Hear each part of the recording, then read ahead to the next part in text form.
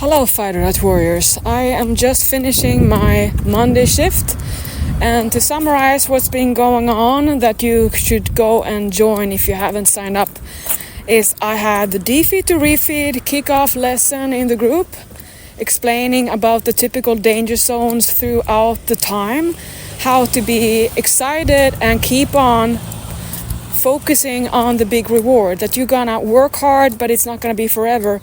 You're gonna have the reward coming. That's a refeed. So defeed precedes refeed, and if you forget that every day when you're not as lean as you want to be is refeed day, to forget that it's luxury and a privilege and an honor and just an opportunity to enjoy life, to strategically put these celebration moments of eating like a stuffing pig and just wake up happy that you won over your cravings and found a way to eat nutritiously with your greed food on top instead of having greed food so much so you can never stay to a decent calorie budget even for a refeed. So when you learn how to eat and you choose healthy real food and you make versions that makes you have the same experience as if it was the real thing, the original thing, but now you are not getting the consequence from it because you know moderation, and you also have your fighter diet versions, which means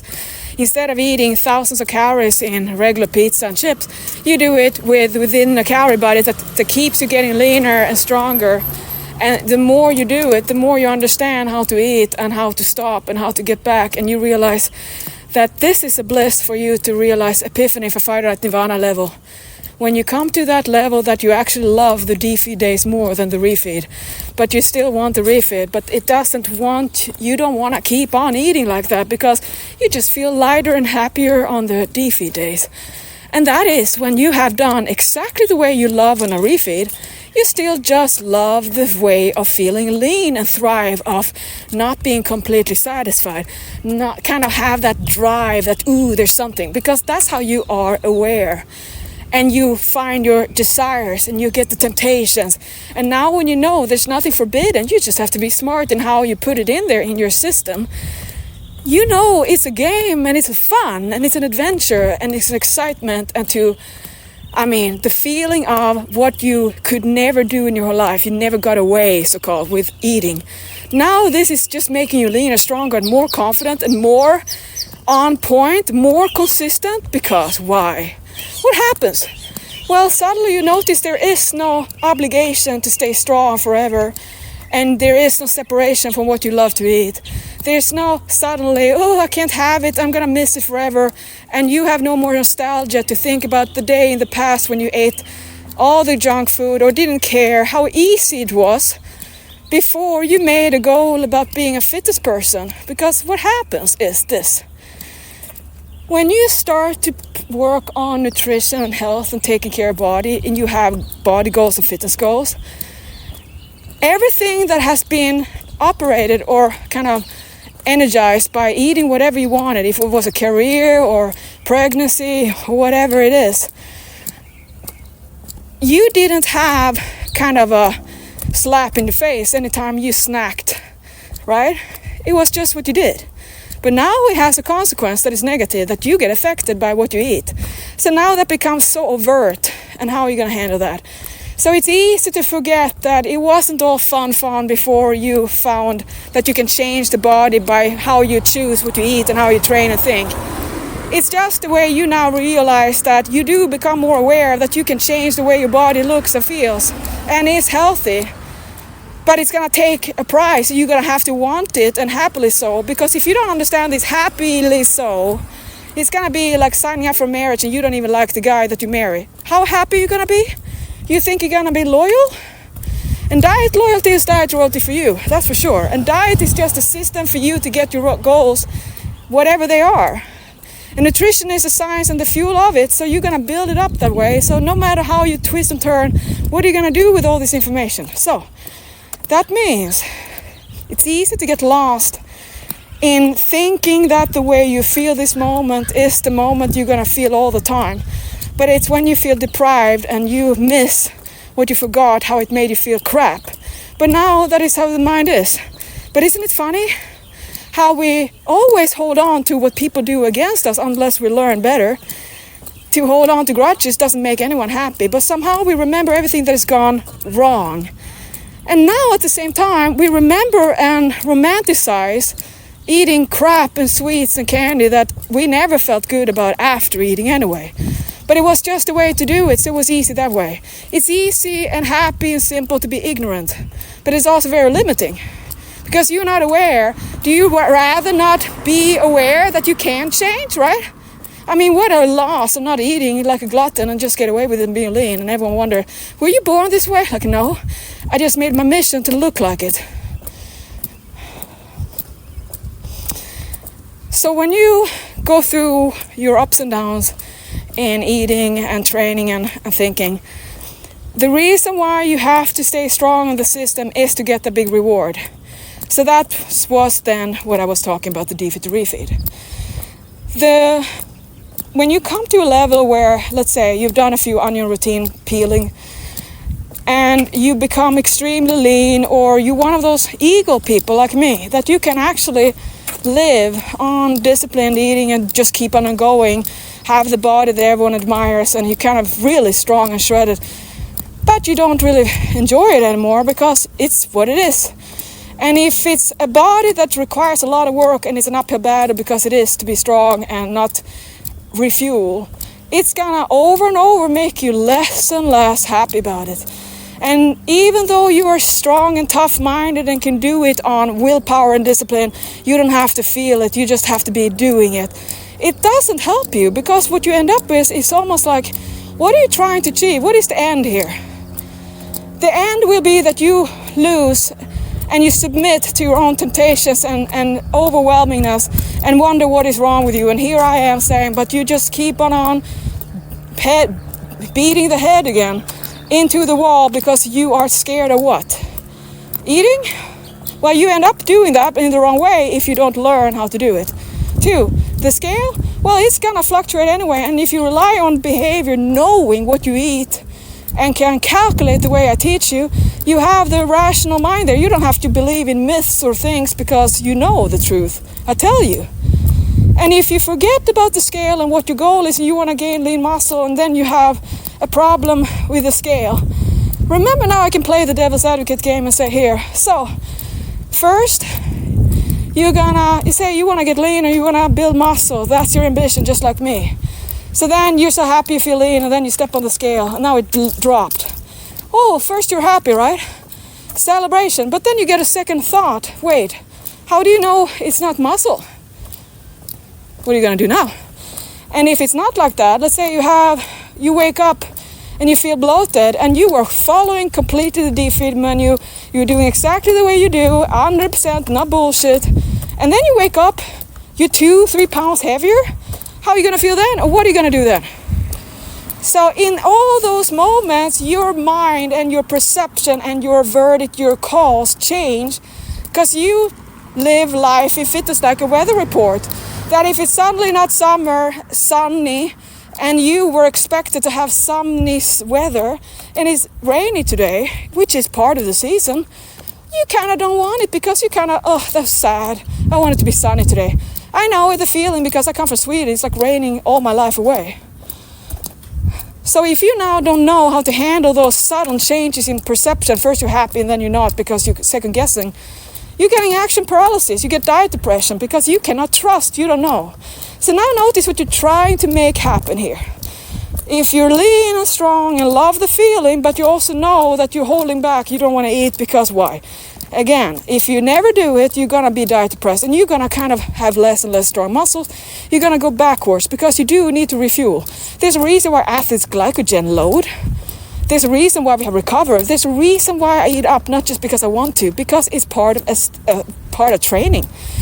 Of all people in the whole world, athletes without a sport need to train, and athletes with a sport too. But you are an athlete without a sport if you're a fitness person like me. The end is death. Until then, I'm going to live it out. So if you're now scared of the scale, but you forgot that you have nothing to do on the scale, you're going to have a hard time digesting that no matter how consistent you are, the scale fluctuates a little bit up and there, and it looks too, because that is how it is.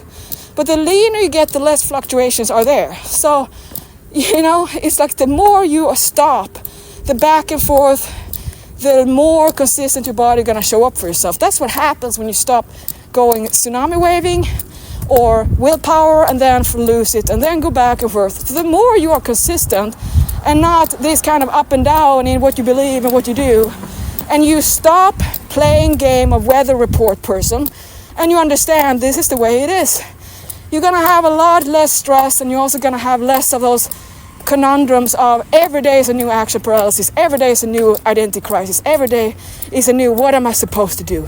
That becomes really, really overwhelming, because it's like you're trying to play life like an acute solution to solve over a day, and then it's going to be a new acute battle the next day. And that is very exhausting. Of course, it's going to feel like you can never have a stress-free environment.